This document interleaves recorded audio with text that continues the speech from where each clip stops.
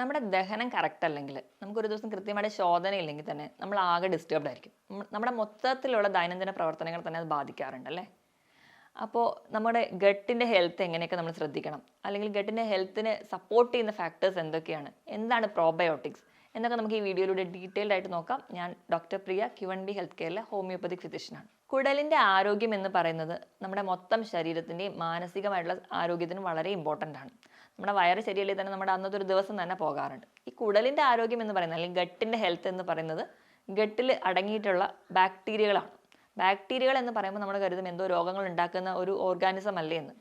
ഇതല്ലാതെ തന്നെ നമ്മുടെ ശരീരത്തിൽ ഒരുപാട് ബാക്ടീരിയകളുണ്ട്. നമുക്ക് ഗുണം ചെയ്യുന്ന ബാക്ടീരിയകൾ. നമ്മുടെ ആമാശയത്തിൽ ഇങ്ങനെ ഒരുപാട് ബാക്ടീരിയകളും ഫംഗസും ഒക്കെ ഉണ്ട്. ഇവ നമുക്ക് ഒരുപാട് സപ്പോർട്ട് ചെയ്യുന്നുണ്ട്.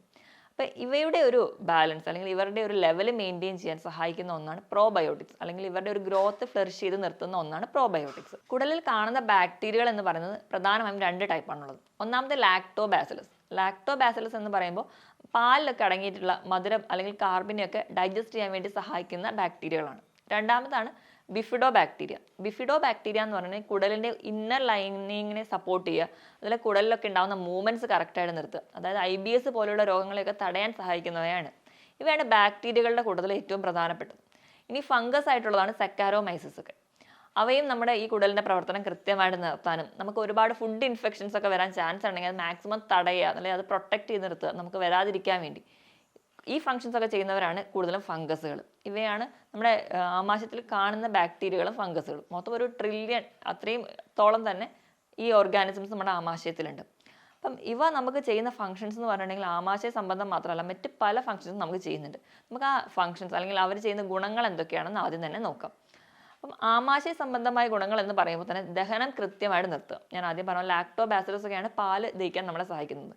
ധാരാളം ഫൈബേഴ്സ് അടങ്ങിയ ഭക്ഷണങ്ങൾ നമ്മൾ കഴിക്കുമ്പോൾ ഈ ഫൈബറിനെ ഡൈജസ്റ്റ് ചെയ്യാൻ സഹായിക്കുന്നതും ഈ ബാക്ടീരിയകളാണ്. അപ്പോൾ ദഹനം കൃത്യമായി നിർത്തുക. ദഹനം കൃത്യമായിട്ട് നിൽക്കുമ്പോൾ തന്നെ നമുക്ക് ഗ്യാസ്, അസിഡിറ്റി, നെഞ്ചരിച്ചിൽ പോലെയുള്ള ബുദ്ധിമുട്ടുകളൊന്നും നമുക്ക് ഉണ്ടാവില്ല.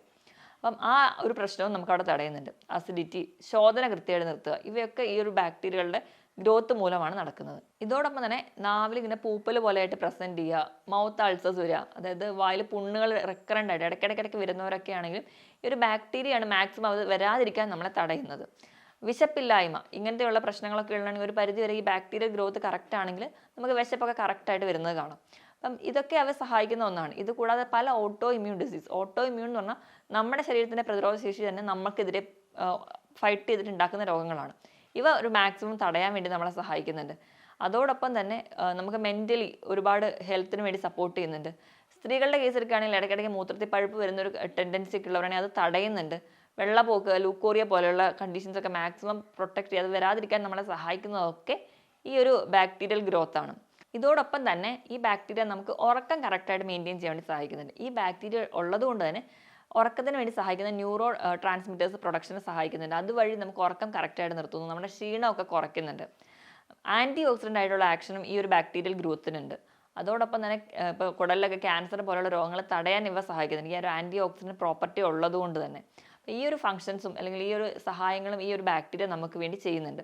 ഇതോടൊപ്പം തന്നെ ചില വൈറ്റമിൻ്റെ പ്രൊഡക്ഷനും ഈ ബാക്ടീരിയൽ ഗ്രോത്ത് നമ്മളെ സഹായിക്കുന്നുണ്ട്. ഇപ്പോൾ വൈറ്റമിൻ B കോംപ്ലക്സ്, ബയോട്ടിനൊക്കെ പ്രൊഡക്ഷൻ സഹായിക്കുന്നതും ഈ ഒരു ഗ്രൂപ്പ് ബാക്ടീരിയകൾ തന്നെയാണ്. അപ്പം ബാക്ടീരിയൽ ഗ്രോത്ത് നല്ലപോലെ നിലനിർത്തുക എന്ന് പറയുന്നത് ഭയങ്കര ഇമ്പോർട്ടൻ്റ് ആണ്. നമ്മുടെ ശരീരത്തിലെ പല അവയവങ്ങളെയും നമ്മുടെ മൊത്തത്തിലുള്ള ഫിസിക്കൽ, മെൻ്റൽ ഹെൽത്തിനെയൊക്കെ സഹായിക്കുന്ന ഒന്നാണ് ഈ ഒരു ബാക്ടീരിയൽ ഗ്രോത്ത്. അപ്പോൾ ഇത് നമ്മൾ മാക്സിമം എപ്പോഴും കൺസേർവ് ചെയ്ത് നിർത്താൻ വേണ്ടി ശ്രദ്ധിക്കണം. എപ്പോഴാണ് ഈ ബാക്ടീരിയൽ ഗ്രോത്ത് നശിക്കുന്നത് നോക്കിക്കഴിഞ്ഞാൽ കൂടുതൽ നമ്മൾ മെൻ്റലി ഭയങ്കര സ്ട്രെസ്സാണ്, ആൻസൈറ്റി, ടെൻഷനൊക്കെ ഉണ്ടാകുന്ന സമയത്താണ് ഈ ഒരു ബാക്ടീരിയൽ ഗ്രോത്ത് നശിച്ചു പോകുന്നത്. ഇത് കൂടാതെ തന്നെ ആവശ്യമില്ലാതെ നമ്മൾ ആൻറ്റിബയോട്ടിക്സ് എടുക്കുക, നമ്മൾ തന്നെ ഒരു ഡോക്ടറുടെ കൺസൾട്ടേഷൻ ഒന്നും ഇല്ലാതെ നമ്മൾ തന്നെ ചികിത്സിക്കുക, നമ്മൾ അതിൻ്റെ ഭാഗമായിട്ട് ഒരുപാട് ആൻറ്റിബയോട്ടിക്സ് എടുക്കുമ്പോൾ ഈ ഗുണകരമായിട്ടുള്ള ബാക്ടീരിയകളൊക്കെ നശിക്കാൻ കാരണം. പിന്നെ മദ്യപാനം, പുകവലി പോലെയുള്ള ശീലങ്ങളുണ്ടെങ്കിൽ അതും നിങ്ങളുടെ ഈ ബാക്ടീരിയൽ ഗ്രോത്ത് നശിപ്പിക്കാൻ കാരണമാകും. പിന്നെ നമ്മൾ ഇന്നൊരു ശീലമായി മാറിയിട്ടുള്ള അജിനോമോട്ടോ അടങ്ങിയ ഭക്ഷണങ്ങൾ, അതുപോലെ തന്നെ ഒരുപാട് ഹോട്ടൽ ഫുഡിലൊക്കെ നമുക്കറിയാം ആഡഡ് കളേഴ്സ് ഉണ്ടാവും.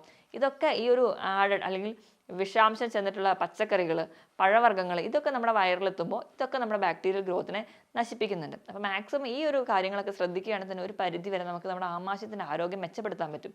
അങ്ങനെ ഗട്ട് ഹെൽത്ത് എപ്പം മെച്ചപ്പെടുന്നു അപ്പോൾ നമ്മൾ മൊത്തം ഒരു മെൻ്റലി തന്നെ നല്ല ഹെൽത്തി ആയിട്ടിരിക്കാൻ കാരണമാവും. കാരണം എന്ന് വെച്ചാൽ നമ്മുടെ ആമാശയത്തിൽ നിന്ന് എപ്പോഴും മെസ്സേജ് ഡയറക്റ്റായിട്ട് നമ്മുടെ തലച്ചോറിലോട്ട് എത്താറുണ്ട്. വാഗസ് എന്ന് പറയുന്ന ഒരു നാഡി വഴി നമ്മുടെ വയറിന് എന്തെങ്കിലും ഒരു ബുദ്ധിമുട്ടുണ്ടെങ്കിൽ അതൊക്കെ തലച്ചോറിലെത്തുന്നു. അപ്പോൾ തലച്ചോറിലെത്തുമ്പോൾ തലച്ചോറ് അതിൻ്റെതായ റിയാക്ഷൻസ് കാണിക്കുന്നു, ഭയങ്കര സ്ട്രെസ് കാണിക്കുന്നു. അതുകൊണ്ട് തന്നെയാണ് ഇപ്പോൾ നമുക്കറിയാം പല അമ്മമാരൊക്കെ നമ്മുടെ ക്ലിനിക്കിൽ വന്ന് പറയുന്നുണ്ട്, എക്സാം ആകുമ്പോഴത്തേക്കും കുട്ടി ഭക്ഷണം കഴിക്കുന്നില്ല, കുട്ടിക്ക് വിശപ്പില്ല, അല്ലെങ്കിൽ എവിടെയെങ്കിലും ഒന്ന് പോകണം, അല്ലെങ്കിൽ ഒരു ആൻസൈറ്റി, ഒരു ടെൻഷൻ ഉണ്ടെങ്കിൽ കുട്ടി ഭക്ഷണം കഴിക്കില്ല, കൊച്ചിന് ഭയങ്കര ടെൻഷനാണ്, അതുകൊണ്ടാണ് ഭക്ഷണം കഴിക്കാത്തത് എന്നൊക്കെ. അപ്പം എപ്പോഴും നമ്മുടെ ആമാശയവും തലച്ചോറും തമ്മിൽ ലിങ്ക്ഡ് ആണ്. അപ്പോൾ നമ്മൾ ആമാശയം കറക്റ്റ് അല്ലെങ്കിൽ നമുക്ക് ഈ പറയുന്ന സ്ട്രെസ്സും ആൻസൈറ്റിയും ഒക്കെ വരുന്നു. സ്ട്രെസ്സ് കൂടുമ്പോൾ നമുക്ക് വീണ്ടും ഉറക്കമില്ലായ്മ വരുന്നു. അപ്പോൾ മൊത്തം നമ്മുടെ എല്ലാ ഫംഗ്ഷൻസിനെയും ഡിപ്പെൻഡ് ചെയ്തിരിക്കും. അപ്പോൾ ഗട്ടിൻ്റെ ഹെൽത്ത് എപ്പോഴും വളരെ ഇമ്പോർട്ടൻ്റ് ആണ്. അതുപോലെ തന്നെ നമ്മൾ ഹാപ്പി ആക്കി നിർത്തുന്ന ഒരു ഹോർമോണാണ് സെറട്ടോണിൻ എന്ന് പറയുന്നത്. ഇതൊരു പരിധി വരെ നമ്മുടെ കുടലിൽ ഉണ്ടാവുന്ന ഒരു ഹോർമോണാണ്.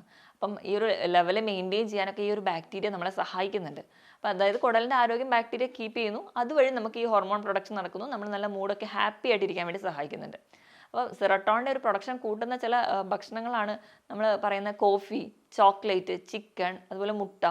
അതുകൊണ്ടാണ് പൊതുവേ ഈ ഒരു ചോക്ലേറ്റ്സ് ഒക്കെ കഴിക്കുന്ന സമയത്ത് കുറച്ചുകൂടി ഒരു ഹാപ്പി മൂഡിലോട്ട് നമ്മൾ മാറി വരുന്നത്. അപ്പോൾ ഈ സെറട്ടോണിൻ്റെ ലെവൽ മെയിൻറ്റെയിൻ ചെയ്യുക എന്ന് പറയുന്നത് നമുക്ക് വളരെ ഇമ്പോർട്ടൻ്റ് ആണ്. അപ്പോൾ കുടലിൻ്റെ ആരോഗ്യം മെച്ചപ്പെടുത്തുമ്പം ഈ ഒരു കാര്യം കൂടി നമ്മൾ ശ്രദ്ധിക്കണം. ഇതൊക്കെയാണ് പ്രധാനമായിട്ടും ഒരു തലച്ചോറും ആമാശയം തമ്മിലുള്ള ഒരു ലിങ്ക് എന്ന് പറയുന്നത്. ഇനി നമ്മൾ എന്തൊക്കെ ഭക്ഷണങ്ങളാണ് അല്ലെങ്കിൽ എന്തൊക്കെയാണ് പ്രോബയോട്ടിക്സ് എന്ന് നോക്കാം. നമ്മുടെ ദൈനംദിന ഭക്ഷണങ്ങളിൽ നമ്മൾ കഴിക്കുന്ന പലതും ഒരു പ്രോബയോട്ടിക്കാണ്, പക്ഷെ നമ്മൾ തന്നെ തിരിച്ചറിയാതെ പോകുന്ന ഒന്നാണ്. ഏറ്റവും ഇമ്പോർട്ടൻ്റ് എന്ന് പറയുന്നത് തൈരാണ്. പുളിയില്ലാത്ത തൈര് ഒരു 3-4 സ്പൂൺ സ്ഥിരമായി കഴിക്കുന്നത് നമ്മുടെ ഭക്ഷണത്തിൽ ഉൾപ്പെടുത്തുക ആണെങ്കിൽ അത് വളരെ നല്ലതാണ്. മാക്സിമം നിങ്ങൾ ഉച്ചനേരം തൈര് കഴിക്കാൻ വേണ്ടി ശ്രദ്ധിക്കുക. രാത്രി അല്ലെങ്കിൽ മോർണിംഗ് കഴിക്കാതിരിക്കാൻ വേണ്ടി നോക്കുക. ഉച്ചനേരം നിങ്ങൾ കഴിവതും എല്ലാ ദിവസവും തന്നെ തൈര് കഴിക്കുകയാണെങ്കിൽ അതിൽ തന്നെ നമുക്ക് നല്ല ബാക്ടീരിയ ഗ്രോത്ത് മെയിൻറ്റെയിൻ ചെയ്യാൻ പറ്റും. അപ്പോൾ നമുക്കറിയാം കുഞ്ഞു കുട്ടികളാണെങ്കിൽ അത് ബേസിക്കലി നമ്മൾ ചോറ് കൊടുത്ത് തുടങ്ങുമ്പോൾ തന്നെ നമ്മൾ പറയുന്നുണ്ട് കൊച്ചിന് തൈര് ചേർത്ത് ഫുഡ് കൊടുക്കുകയാണെങ്കിൽ കുട്ടീൻ്റെ വയറ് ശരിയായിട്ട് നിർത്തുന്നു. അതാണ് ഏറ്റവും ബേസിക്, കാരണം അതാണ് റിച്ച് പ്രോബയോട്ടിക് എന്ന് പറയുന്നത്. പിന്നെ നമ്മൾ വാങ്ങുന്ന യോഗട്ട് ആണെങ്കിലും നമുക്ക് നല്ലൊരു പ്രോബയോട്ടിക് തന്നെയാണ്. ഇനി നമ്മുടെ തന്നെ പൂർവികർ അവരറിയാതെ തന്നെ കഴിച്ച ഏറ്റവും വലിയ പ്രോബയോട്ടിക് അല്ലെങ്കിൽ ഏറ്റവും ഹെൽത്തി ആയിട്ടുള്ള പ്രോബയോട്ടിക് എന്ന് പറയുന്നത് പഴങ്കഞ്ഞിയാണ്. അപ്പോൾ പഴങ്കഞ്ഞി തന്നെ പല ടൈപ്പായിട്ടുണ്ട്. നമുക്ക് ഉള്ളി ചേർത്തിട്ട് കഴിക്കാം, അല്ലെങ്കിൽ അതിൽ പല മിക്സിങ്, പല ഓരോരോ സ്റ്റേറ്റിലാണെങ്കിലും പല രീതിയിലാണ് അവർ കഴിക്കുക.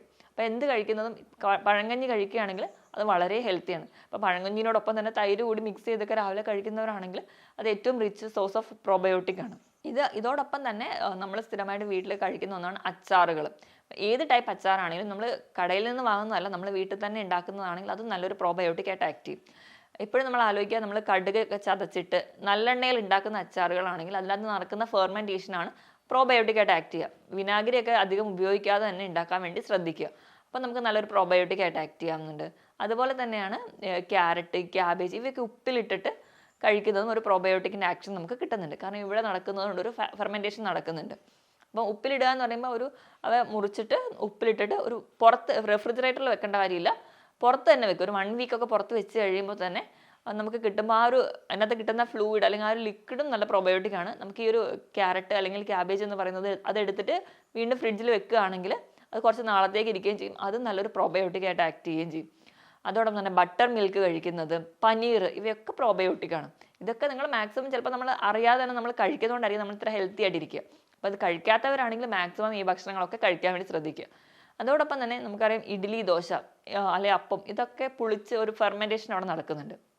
അപ്പോൾ ഈ ഭക്ഷണങ്ങൾ നമ്മൾ വീണ്ടും കുക്ക് ചെയ്യുന്നത് കൊണ്ട് ഒരു പരിധി വരെ ഇവിടെ ഒരു ബാക്ടീരിയ ഗ്രോത്തൊക്കെ നശിച്ചു പോകുന്നുണ്ട്. പക്ഷേ ഇവ ഒരു പ്രീബയോട്ടിക് ആയിട്ട് ആക്ട് ചെയ്യും. പ്രീബയോട്ടിക് എന്ന് പറഞ്ഞാൽ ഈ പ്രോബയോട്ടിക് ആയിട്ട് ഉള്ളതിനെ സപ്പോർട്ട് ചെയ്യുന്ന ഒരു കോമ്പൗണ്ടാണ്. അപ്പം ഇഡ്ഡലി, ദോശ, അപ്പമൊക്കെ കഴിക്കുന്നതും നമുക്ക് വളരെ നല്ലതാണ്. അപ്പോൾ ഈ ഞാൻ പറഞ്ഞ ഈ ഭക്ഷണങ്ങളൊക്കെ, ഈ പ്രോബയോട്ടിക്കുകളൊക്കെ നിങ്ങൾ സ്ഥിരമായിട്ട് കഴിക്കാൻ വേണ്ടി ശ്രദ്ധിക്കുക. അറിഞ്ഞോ അറിയാതെ നമ്മൾ ഇന്ന് കഴിക്കുന്നതാണെങ്കിലും നമ്മൾ കഴിക്കാത്തവരാണെങ്കിൽ മാക്സിമം ഇതൊക്കെ കഴിച്ച് ശീലിക്കുക. കുഞ്ഞു കുട്ടികളെ ആണെങ്കിൽ തന്നെ നമ്മൾ ഒരുപാട് ബേക്കറി ഐറ്റംസോ അല്ലെങ്കിൽ നമ്മൾ പുറത്തുനിന്നുള്ള ഹോട്ടൽ ഫുഡോ കഴിച്ച് ശീലിപ്പിക്കുന്നതിന് മുൻപ് തന്നെ ഇങ്ങനെയുള്ള ഗുണകരമായ ഭക്ഷണങ്ങൾ കൊടുക്കുകയാണെങ്കിൽ ഒരു പരിധിവരെ നമ്മുടെ ആമാശയത്തിൻ്റെ ആരോഗ്യം നിലനിർത്താം. അതുവഴി നമുക്ക് മൊത്തത്തിൽ ഹെൽത്തി ആയിട്ടിരിക്കാൻ പറ്റും. ഞാൻ ഈ പറഞ്ഞ പോലെ ഈ ഭക്ഷണങ്ങളൊക്കെ നിങ്ങൾ മാക്സിമം നിങ്ങൾ കഴിക്കാൻ വേണ്ടി ശ്രദ്ധിക്കുക. ഇപ്പോൾ ഇതൊന്നും കഴിച്ച് ശീലിക്കാത്തവരാണെങ്കിൽ ഇന്ന് തൊട്ട് നിങ്ങളിതെല്ലാം കഴിക്കാൻ വേണ്ടി ശ്രദ്ധിക്കുക. കുട്ടികൾക്കാണെങ്കിൽ നമ്മൾ ഒരുപാട് ഹോട്ടൽ ഫുഡോ അല്ലെങ്കിൽ കളേർഡ് ഫുഡും ഡ്രിങ്ക്സും കോള പോലെയുള്ള ഡ്രിങ്ക്സും കാർബണേറ്റഡ് ഡ്രിങ്ക്സും ഒക്കെ മേടിച്ച് കൊടുക്കുകയാണെങ്കിൽ അതിന് പകരം നിങ്ങൾ ഇതൊക്കെ കൊടുത്ത് ശീലിപ്പിക്കുക.